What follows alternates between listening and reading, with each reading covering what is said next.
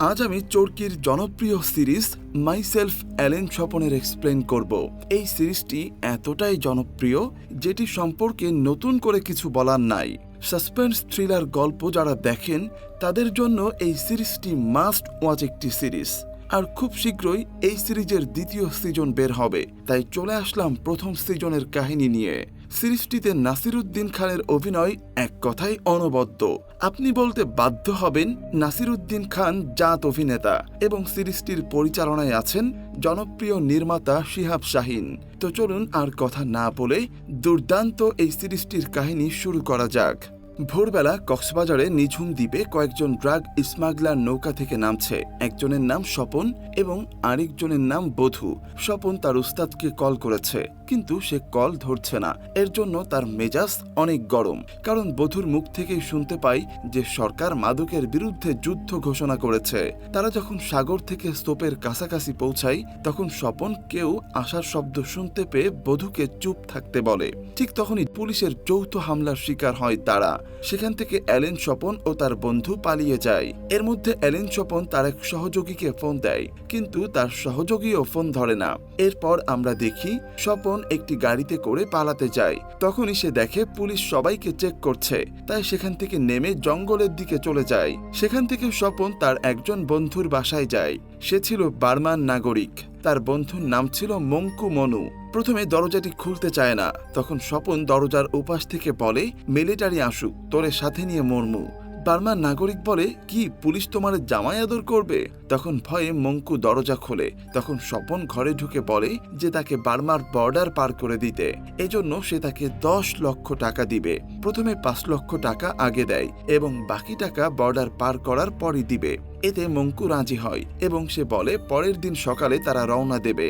এরপর স্বপন তার ছেলেকে ফোন দেয়। তার ছেলে ফোন রিসিভ করে, কিন্তু তারা দুজনে কিছুক্ষণ কথা বলে না, কারণ তার ছেলে ভেবেছিল যে পুলিশ তাকে ফোন দিয়েছে। এই কথা শুনে স্বপন বলে, পুলিশ কেন ফোন দিবে? তখন স্বপনের ছেলে বলে, পুলিশ, ডিবি, র্যাব সবাই বাড়িতে এসেছিল এবং বাড়ি ঘেরাও করে ফেলেছে। আশেপাশে এখনো পুলিশ আছে। তখন স্বপন বলে চিন্তা না করতে, সে যেন তার মাকে নিয়ে সাবধানে থাকে। পরের দিন সকালে মঙ্কু এবং স্বপন বার্মা যাওয়ার পর বর্ডারের কাছে যায়। সেখানে এক পাশে বিজিবি বর্ডার, আরেক পাশে বিএসএফ বর্ডার। ঠিক তখনই বর্ডার গার্ডরা তাকে দেখে ফেলে এবং গুলি করে। তখন মঙ্কু অল্পের জন্য বেঁচে যায়। স্বপন তাকে টেনে নিয়ে পাহাড়ের উপর একটি পুরাতন পরিত্যক্ত বাড়িতে নিয়ে যায়। মঙ্কুর ফোনে একটি ফোন আসে। স্বপন কল ধরতে মানা করে, কিন্তু মঙ্কু কলটি রিসিভ করে। সে খবর পায় যে এমকে পুলিশ ক্রসফায়ারে মেরে ফেলেছে। মঙ্কু খুব ভয় পেয়ে যায় এবং সেখান থেকে পালিয়ে যায়। স্বপন তার বড় ভাইকে ফোন দিয়ে অনেক রিকোয়েস্ট করে আসতে বলে, কিন্তু স্বপন তার ভাইকে কি বলে তা আমরা পরে জানতে পারবো। তারপর দেখি সে তার ছেলের সাথে কথা বলছে। ঠিক তখনই তার বড় ভাই চলে আসে এবং তাকে সিদ্দিক বলে বলে ডাকে। এখানে বলে রাখি, স্বপনের পুরো নাম ছিল সিদ্দিক রহমান স্বপন এবং তার ভাইয়ের নাম ছিল শামসুর রহমান তপন। তখন সে তার ছেলের কল কেটে দিয়ে তার ভাইয়ের কাছে যায়। এর পরের সিনে দেখতে পারি কেউ একজন ডিএনসি কর্মকর্তাকে কল দিয়ে স্বপনের বাড়ির ঠিকানা দিয়ে স্বপনকে ধরতে বলে, আর পেছনে স্বপনের লাশ পড়ে থাকতে দেখা যায়। অফিসার সে ঠিকানার তথ্য দিয়ে ওসিকে ফোন দিয়ে জানায়, কিন্তু ওসি বলে তার এখানে কোনো মাদক ব্যবসায়ী নেই। তখন ডিএনসি অফিসার বলে, ওই পাহাড়ের উপর যে ঘরটা আছে সেখানে কুখ্যাত মাদক ব্যবসায়ী অ্যালেন স্বপন আছে। পুলিশ সেখানে যায় এবং গিয়ে স্বপনের লাশ দেখতে পায়, কিন্তু সে ঊর্ধ্বতন কর্মকর্তাকে ফোন দিয়ে বলে যে সে স্বপনকে গুলি করে হত্যা করেছে এবং সে আরো বলে যে গোপন সূত্রে এই খবর পায়। তখন ডিএনসি অফিসার পেছন থেকে সব শুনতে পায়। সে বুঝতে পারে যে স্বপনের এই বিষয়ে পুরোপুরি ক্রেডিট ওই ওসিটা একাই নিতে যাচ্ছে। এর পরের সিনে আমরা দেখতে পারি কেউ একজন কাভার্ড ভ্যান থেকে নামছে। পরের দিন সকালে ঠিক স্বপনের মতো দেখতে একজন লোককে নামতে দেখা যায়। তাকে দেখতে হুবহু স্বপনের মতো। সে ঘরের বেল বাজায় এবং তার স্ত্রী দরজা খুলে দেয়। মাইসেলফ অ্যালেন স্বপনের এই সিরিজে নারী দৃশ্যে অভিনয় করেছেন মিথিলা। এখানে তার নাম শায়লা। তার স্বামী স্বপনের মতোই দেখতে, শামসুর রহমান তপন। দৃশ্য অতীতে নিয়ে যাওয়া হয়। সেখানে শায়লা, তপন এবং তাদের মেয়ে টেবিলে বসে খাবার খাচ্ছে। ঠিক তখনই অ্যালেন স্বপন তার ভাইকে কল করে। স্বপন তার ভাইকে বলে যে তার অবস্থা ভালো না, যে কোনো সময় পুলিশ তাকে মেরে ফেলতে পারে। তাই সে চাচ্ছে তার জায়গা সম্পত্তিগুলো ভাগ করে দিয়ে যেতে এবং সে যেন কালকের মধ্যেই আসে। শুরুতে শামসুর রহমান সেখানে যেতে চায় না, পরে মেয়ের কথা ভেবে যেতে রাজি হয়। তখন শায়লা কি হয়েছে জানতে চাইলে সে সবকিছু বলে। উপর থেকে শায়লা চাচ্ছিল যে তার স্বামী তপন যেন সম্পত্তিগুলো পায়, কারণ তাদের আর্থিক অবস্থা তেমন একটা ভালো যাচ্ছিল না। এরপরে আমরা দেখতে পাই যে তপন তার ভাই অ্যালেন স্বপনের কাছে যায় এবং অ্যালেন স্বপন সুযোগ পেয়ে তার ভাইকে হত্যা করে। পরে সে তার চুল দাড়ি কেটে তার ভাই যা পরে এসেছিল সেই কাপড়গুলো সে নিজে পরে, তার ভাইয়ের মতোই সাজে এবং তার পোশাক তার ভাইকে পরিয়ে দেয়। এরপর ডিএনসি কর্মকর্তাকে কল করে বলে, যা আমরা আগেই দেখেছি।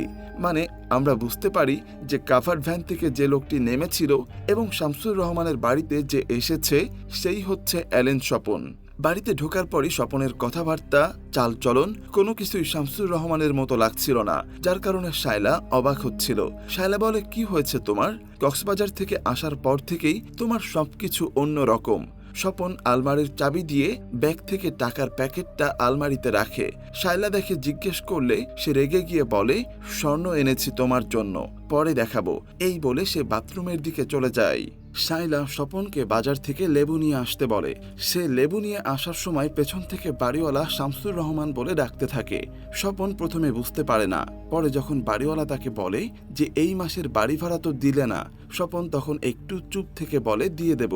তখনই বাসায় শায়লা আলমারির চাবি দিয়ে আলমারি খোলে। সে প্যাকেট খুলে অনেক টাকা দেখতে পায়। শায়লা মনে মনে অনেক খুশি হয়। স্বপনের আসার শব্দ শুনে শায়লা সেখান থেকে চলে যায়। পরদিন সকালে শায়লা স্বপনকে অফিসে যাওয়ার জন্য ঘুম থেকে ওঠায়। স্বপন প্রথমে অফিসে যেতে চায় না, পরে সে উঠে রেডি হয় অফিসে যাবার জন্য। স্বপন যখন অফিসে যাচ্ছে তখন টিভিতে স্বপনের মৃত খবর দেখায়। স্বপন টিভি বন্ধ করে দিয়ে বলে, এগুলো দেখতে হবে না। তখন শায়লা মনে করে শামসুর তার ভাইয়ের মৃত্যুর কারণে মন খারাপ এবং এই কারণে তার আচার আচরণ এরকম দেখাচ্ছে। আমরা দেখতে পারি শায়লা তাকে একটি স্কুটারের চাবি দেয়, যেটা শামসুর রহমান চালিয়ে অফিসে যেত, কিন্তু স্বপন তো চালাতে পারে না, তাই সে স্কুটি না নিয়ে অফিসে চলে যায়। স্বপনের ছেলে ঠিকই একই খবর টিভিতে দেখছে, কিন্তু তখনই পুলিশ তাকে ফোন দেয় আর বাবার লাশ আনার জন্য বলে। যেহেতু স্বপন অফিসে আসছে আর সে অফিসের সম্পর্কে কিছুই জানে না, তাই সে ফার্মেসি থেকে গলার জন্য পটি ও ব্যান্ডেজ নিয়ে যায়। সে তার অফিস কর্মকর্তাদের বলে তার শরীরের অবস্থা খুবই খারাপ, তাই সে কথাবার্তাও বলতে পারবে না। তখন তার ব্যাগ থেকে কিছু টাকা তার অফিসের ডয়ারে রাখে। স্বপন বাসায় এসে শায়লাকে নিয়ে তার রুমে চলে যায়। সে তার স্ত্রীর সাথে ইন্টিমেট হতে চায়। তখন শায়লা বলে সে পারবে কিনা। স্বপন এমনটা বারবার করতে থাকে। তখন শায়লার সন্দেহ বাড়তে থাকে। শামসুর রহমানের একটা রোগ ছিল, যার কারণে গত 2 বছর ধরে তাদের মধ্যে কোনো ইন্টিমেট হয়নি। তাই শায়লা স্বপনের আচার আচরণ আরো বেশি করে লক্ষ্য করতে থাকে, কারণ দুনিয়ার সবার কাছে পরিচয় গোপন করা গেলেও একজন স্ত্রীর কাছে পরিচয় গোপন করা যায় না। ওদিকে আমরা দেখতে পারি বদি কোনো এক বড় কর্মকর্তাকে কল করে বলছে যে তার নামটা যেন ক্রসফায়ার লিস্টে না যায়, এজন্য সে তাকে 2 দিনের মধ্যে অনেক টাকা দেবে। এই বলে স্বপনের জানাজা সে লুকিয়ে দেখতে যায়। পরে সেও স্বপনের লুকিয়ে রাখা টাকার ওখানে যায় এবং গিয়ে দেখে সেখানে কোনো টাকা নেই। টাকা না দেখে সে অনেকটা পাগলের মতো হয়ে যায়। ওইদিকে শায়লা স্বপনকে চিনে ফেলে। শায়লা ছুরি নিয়ে স্বপনের গলায় ধরে এবং তাকে বলে, কে তুমি? তুমি তো শামসুর রহমান না। তখন স্বপন শায়লাকে সরিয়ে দেয়। স্বপন তখন তার এবং তার ভাইয়ের মাঝে ঘটে যাওয়া ঘটনা বলে, যা ছিল পুরোটা মিথ্যা। সে বলে তার ভাই যখন তার কাছে যায় তখন সেখানে পুলিশ চলে আসে এবং পুলিশ সেখানে গোলাগুলি শুরু করে। তখন তার ভাই তখন স্বপনকে বলে, তুমি লুকিয়ে পড়ো। স্বপন প্রথমে রাজি হয় না, পরে তপনের কথা শুনে সে লুকিয়ে পড়ে। আর এরপর পুলিশ এসে তার ভাইকে গুলি করে ফেলে। পরে সে কোনো কিছুই বুঝতে না পেরে এখানে চলে আসে।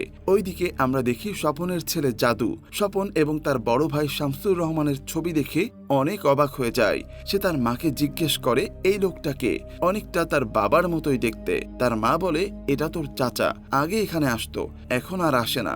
স্বপনের ছেলে জাদুর সন্দেহ হয় এবং সে চলে আসে তার বাবার কবরে। তার বাবার পিঠে একটি দাগ ছিল। সেখানে কবর খুঁড়ে দেখতে চাইছে লাশের পিঠে কোনো দাগ আছে কিনা। সেই লাশটা উঠিয়ে দেখতে পায় সেই পিঠে কোনো দাগ নেই। তাই সে নিশ্চিত হয়ে যায় যে এটা তার বাবা না। এদিকে স্বপন শায়লাকে বোঝানোর চেষ্টা করে, দুনিয়ার সবাই জানে অ্যালেন স্বপন মারা গিয়েছে, সে মরেই থাক, তার আর শায়লার সম্পর্ক হবে গিভ অ্যান্ড টেক। শামসুর রহমানের মেয়ে রোজি এবং শায়লার দায়িত্বও সে নেবে। তার বিনিময়ে সে চায় শামসুর রহমানের পরিচয়, যা শায়লা তাকে দিবে। স্বপন বিভিন্নভাবে শায়লাকে কনভিন্স করার চেষ্টা করে, কিন্তু শায়লা সঙ্গ দিতে চায় না। স্বপন ঘরে যেতে চাইলে শায়লা দরজা লাগিয়ে দেয়। এভাবেই চলতে থাকে কিছুদিন। কিন্তু কথা আছে না, লোভ মানুষকে সবকিছু করতে বাধ্য করে। এখানেও তার ব্যতিক্রম নয়। শায়লা অবশেষে রাজি হয় এবং রাজি হয়ে স্বপনকে স্বপনের মতো কথা বলার ধরন, আচার আচরণ সবকিছু আস্তে আস্তে শিখিয়ে দেয়। স্বপন স্কুটিও চালানো শিখে যায়। এভাবে অ্যালেন থেকে শামসুর রহমানে পরিবর্তন হতে বেশি দিন লাগে না। একদিন স্বপন বাসায় এসে দেখে জাদু এসেছে। জাদুকে দেখে সে অবাক হয়ে যায় এবং জাদুও অবাক হয়ে যায়। স্বপনকে চাচা বলে জড়িয়ে ধরে জাদু। এখানে সে কেন এসেছে এটা স্বপন জানতে চাইলেই জাদু বলে সে এখানে কিছুদিন থাকতে এসেছে। আসলে আমরা জানি যে জাদু এখানে তার বাবাকে চিহ্নিত করার জন্য এসেছে। স্বপন এদিকে সন্দেহ করে এবং শায়লাকে বলে। শায়লা বলে যে জাদুর বাবা মারা গিয়েছে, তার বাবার মতোই দেখতে তার চাচা, তাই সে তাকে দেখতে এসেছে। ওদিকে আমরা দেখতে পারি যে বধূ অ্যালেন স্বপনের বাড়িতে যায়। বধূ সেখানে তার টাকার খোঁজ নেওয়ার জন্য যায়।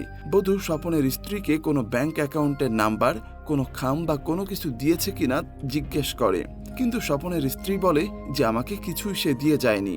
বধূ জাদুর কথা জিজ্ঞেস করলে বলে যে জাদু তার চাচার বাসায় গিয়েছে। এতে করে বধূ আরো অবাক হয়, কারণ সে জানতো না যে স্বপনের কোনো ভাই আছে। তার মানে কিছু একটা গন্ডগোল ছিল। এদিকে শামসুর রহমানের অফিসের কর্মচারী তাদের বেতনের জন্য একটা চেক নিয়ে যায়, যেখানে শামসুর রহমান সিগনেচার করে দিলে তারা বেতন পাবেন। যেহেতু স্বপন শামসুর রহমানের সিগনেচার জানে না, তাই সে ক্যাশে সবাইকে বেতন দেয়। স্বপন তার অফিসের কর্মকর্তাকে নিয়ে ব্যাংকে যায় এবং সে তার অফিসের বেতন নগদে দিতে চায় এবং কিছু টাকা ব্যাংকে রাখতে চায়। কিন্তু ব্যাংক কর্মকর্তা এতে করে তাকে অনেক ডকুমেন্টস দেখাতে বলে এবং সেই টাকার উৎস কোথা থেকে সবকিছু জানতে চায়। স্বপন তখন চিন্তায় পড়ে যায় এবং তার কর্মচারীকে রুম থেকে বের হতে বলে। তখন ব্যাংক ম্যানেজারকে বলে, আমার কাছে অনেক টাকা আছে, আমার টাকাগুলো কিভাবে ব্যাংকে রাখতে পারবো? তখন ব্যাংকের ম্যানেজার বলে, এই কাজটা আমি করতে পারবো না, কিন্তু আমার কাছে এমন একজন পরিচিত আছে, আপনার এই কাজটা করে দিতে পারবে। ওদিকে আমরা দেখতে পারি যে শায়লার ছোট ভাই শামসুর রহমানের বাসায় এসেছে। তার নাম ইকবাল। ইকবাল যে ড্রাগস নিত স্বপন তা বুঝতে পারে। ইকবাল একজন মাদক ব্যবসায়ের সাথে জড়িত, যার নাম তানজিল। আমরা দেখতে পারি ব্যাংকের সেই ম্যানেজার স্বপনকে একজন মানি এক্সচেঞ্জ ব্যবসায়ী সেলিম চৌধুরীর কাছে নিয়ে যায়।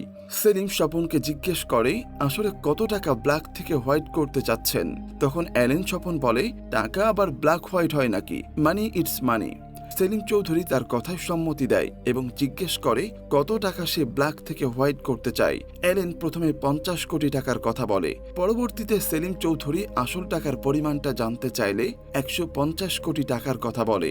সেলিম চৌধুরী তার কাজটা করে দিতে রাজি হয়। স্বপন যখন সেলিম চৌধুরীর সাথে কথা বলে বের হচ্ছিল, সেখানে বধূ চলে আসে। সেও জাদুর মতো সন্দেহ করে অ্যালেন স্বপনের ভাই শামসুর রহমানকে দেখতে এসেছে। এখানে এসে অবাক হয়ে যায়, কেননা স্বপনও তার ভাই হুবহু একই রকম দেখতে। অ্যালেন স্বপনও কিছুটা অবাক হয় এবং সে তার নাম শামসুর রহমান বলে জানায় এবং অ্যালেন স্বপন যে তার ভাই তা বধূকে জানায়। যখন সে বধূকে বাড়িতে নিয়ে যায় এবং সে প্রথমে বাড়িওয়ালা এবং একজন দোকানদারের সাথে দেখা করায়, যেখানে বাড়িওয়ালা ও দোকানদার স্বপনকে শামসুর রহমান মনে করে। এতে করে বধূর সন্দেহটা কিছুটা দূর করার চেষ্টা করে। এদিকে আমরা দেখতে পারি ডিএনসির কর্মকর্তা স্বপনের পোস্টমর্টম করা ডাক্তারের সাথে দেখা করতে যায় এবং অ্যালেন স্বপনের পোস্টমর্টম রিপোর্ট নিয়ে কিছুটা সন্দেহ করে। সেই অনুযায়ী ডাক্তার কিছু প্রশ্ন করে, কিন্তু ডাক্তার ওসির বক্তব্য অনুযায়ী রিপোর্ট তৈরি করে, যা সে ডিএনসি কর্মকর্তাকে বলে না। ডিএনসি কর্মকর্তার বিষয়টি নিয়ে আরো সন্দেহ বেড়ে যায়। এদিকে বধূকে নিয়ে বাসায় ঢোকার পর স্বপন শায়লাকে বলে, বধূ মনে হয় সন্দেহ করেছে এবং সে যেন বধূর সামনে এমন ভাবে কথা বলে যেন সে অ্যালেন স্বপনের সম্পর্কে কিছুই জানে না। শায়লাও সেভাবে কথা বলে এবং স্বপনের ছেলে জাদু স্বপনকে চাচা বলে জানায়, কিন্তু বধূ পাগলের মতো করে এবং স্বপন যে তার টাকা নিয়ে তাকে পথের ভিখারি বানিয়েছে সেটা সে সবাইকে জানায়। পরে সে ঘর থেকে চলে যায় এবং এরপর অ্যালেন স্বপন তার ছেলে জাদুকে নিয়ে বাইরে বের হয়ে যায় এবং যাওয়ার সময় শায়লাকে বলে, আমি একটু কাজে যাচ্ছি। বাইরে গিয়ে অ্যালেন স্বপন তার ছেলেকে বলে, আমি জানি তুই আমাকে চিনে ফেলেছিস, আমি তোর বাবা অ্যালেন স্বপন। জাদু তখন স্বপনকে জড়িয়ে ধরে এবং সে তার বাবার পিঠের দাগটা দেখে এবং অনেক খুশি হয়। অ্যালেন স্বপন বলে, আমি এমনটা কেন করেছি সেটা তুই বুঝতে পারছিস? জাদু বলে, হ্যাঁ। স্বপন তখন জাদুকে একটা কাজ দেয়। জাদু যেন শায়লা ও রোজিকে নিয়ে কোথাও চলে যায়, কারণ সে বুঝতে পেরেছে বধূ একটা কিছু করবে। ঠিক তখনই কিছু লোক এসে স্বপনকে মাইক্রোতে ধরে নিয়ে যায়। তারা হলেন বধূ এবং তানজিলের লোক। বধূ এবং তানজিলের লোক এসে স্বপনকে নিয়ে অনেকটা পেটাতে থাকে এবং স্বীকার করতে বলে সেই অ্যালেন স্বপন। এই দৃশ্য দেখার পর আসলে বলতেই হবে, নাসিরউদ্দিন খান ওরফে অ্যালেন স্বপন আসলে অস্থির লেভেলের অভিনেতা, যাকে জাত অভিনেতা বলে। যাই হোক, সে বারবার বলতে থাকে যে অ্যালেন স্বপন না, সে শামসুর রহমান। অ্যালেন স্বপন স্বীকার না করলে এক পর্যায়ে আমরা দেখতে পারি যে বধূ তানজিলকে বলে শায়লা ও তার ছেলেকে ধরে আনলে অ্যালেন স্বপন সত্যটা বলতে পারে, এবং তানজিলের লোক জাদুকে না পেয়ে শায়লা এবং তার মেয়েকে তুলে নিয়ে আসে। শায়লাকে অনেক জিজ্ঞাসাবাদ করার পর সে বলে যে এটা তার স্বামী শামসুর রহমান।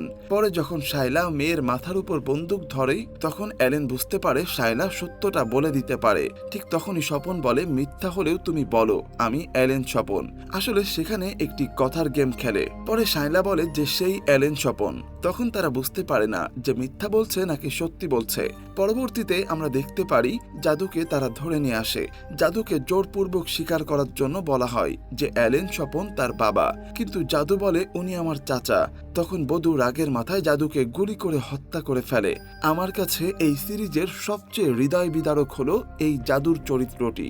এটি অসাধারণ ছিল, যা আপনারা এই সিরিজটি না দেখলে বুঝবেন না। যাই হোক, স্বপন তখনও বলে আমি শামসুর রহমান। বধূ তখন স্বপনকে গুলি করতে চায়। ঠিক তখনই তানজিল বধূর মাথায় বাড়ি দেয় এবং সে অজ্ঞান হয়ে যায়। তখন তানজিল বলে আজকে যা এখানে ঘটলো তা কেউ স্বীকার করবে না এবং ভুলে যাবেন। যদি কেউ স্বীকার করে তাহলে সবার পরিস্থিতি খারাপ হবে। তানজিল সবাইকে চলে যেতে বলে। জাদুর লাশ নিয়ে অ্যালেন স্বপন শায়লা সেখান থেকে চলে যায়। এরপর বধূকে আমরা কক্সবাজারের একটি জঙ্গলে দেখতে পাই। সেখানে তাদের টাকা লুকানো ছিল। বধূকে পেছন থেকে অ্যালেন স্বপন ডাকছে। তখন বধূ বলে আমি জানতাম তুই অ্যালেন স্বপন। তখন অ্যালেন স্বপন উত্তরে বলে আমিও জানতাম তুই জানিস, কিন্তু আমি যা জানতাম তা তুই জানতি না। এই বলে স্বপন শটগান দিয়ে বধূকে গুলি করে হত্যা করে। এরপর আমরা চলে যাই শামসুর রহমানের বাড়িতে এবং সেখানে দেখি বার্মা থেকে তার বন্ধু অ্যালেন এসেছে তার সাথে দেখা করতে। সে তাকে জড়িয়ে ধরে আর বলে মাইসেলফ অ্যালেন স্বপন। এর সাথে সাথে শেষ হয়ে যায় মাইসেলফ অ্যালেন স্বপন সিরিজের প্রথম সিজন। দুর্দান্ত এই সিরিজটির দ্বিতীয় সিজন খুব শীঘ্রই রিলিজ হবে। রিলিজ হওয়ার পর দ্বিতীয় সিজনটির এক্সপ্লানেশন নিয়ে হাজির হব। তাই মিস করতে না চাইলে চ্যানেলটি সাবস্ক্রাইব করে পাশে থাকা বেল আইকনটি প্রেস করে রাখবেন। আর অ্যালেন স্বপনের প্রথম সিজন কেমন লাগলো সেটি অবশ্যই কমেন্টে জানাবেন। ধন্যবাদ।